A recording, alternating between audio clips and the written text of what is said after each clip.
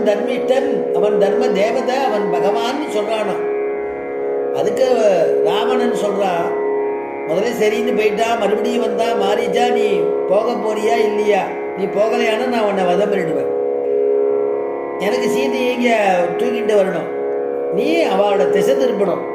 அந்த காரியத்தை நீ பண்ணலையானா நானே உன்னை கொண்டுடுவேன் அப்படின்னு சொல்ல, அப்போ அவனுக்கு ஒரு ஞானம் ஏற்படுறது மாரீச்சனுக்கு. எப்போதும் நமக்கு வதம்ங்கிறது தீர்மானம் ஆயிடுத்து. போகலைன்னா இவன் கொண்டுட போகிறான், போனால் ராமன் கொண்டுட போகிறான். இந்த 2 பேரில் பார்த்தா ராமன் கையால் போனால் பரவாயில்ல, அவன் பரமாத்மா.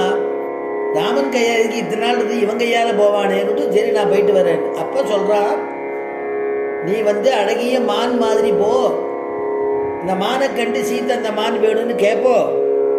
அப்போ நீ துள்ளி குதிச்சு அவன்கிட்ட அகப்படாமல் ஓடி அவன் பானத்தினால அடிச்சுட்டான்னா உன்னுடையதான குரல்ல உன்னுடைய குரலை மாத்திட்டு ஹா சீதே ஹா லக்ஷ்மணா அப்படின்னு சொல்லிட்டு பிராணனை விட்டுடும், மீதி நான் பார்த்துக்கிறேன்னுட்டான். உடனே மாரீச்சனும் சொன்ன வாக்க மீற மாட்டான். அதனால வேற வழி இல்லாமல் ஒத்துண்டவன் வேற வந்துட்டா. அதே மாதிரி மாயமானா இருக்கு. அந்த மானை பார்த்துட்டு கேட்குறா, ஆரியபுத்திரா, சீதை கூப்பிடுறாளா ராமபிரான, ஆரியபுத்திரா உங்க இடத்துல நான் இது வரைக்கும் எதுவும் கேட்டதில்லை, இந்த மான் ரொம்ப அழகா இருக்கு, இந்த மானை கொடுங்கோ, இந்த மானை எனக்கு கொடுங்க, நான் வளர்க்கணும்னு தோன்றது. நான் கௌசல்யா அம்மாட்ட எடுத்துன்னு போய் கொடுத்தேன்னா அவன் சந்தோஷப்படுவா அப்படின்னு கேட்க, ராமபிரான் அவசியம் நான் கொண்டு வந்து தரேன்னா. இளைய பெருமாள் நீங்கள் போகாதீங்கன்னா, இந்த மானை பார்த்தா மாயமா இருக்கு, விசித்திரமான மானா இருக்கு.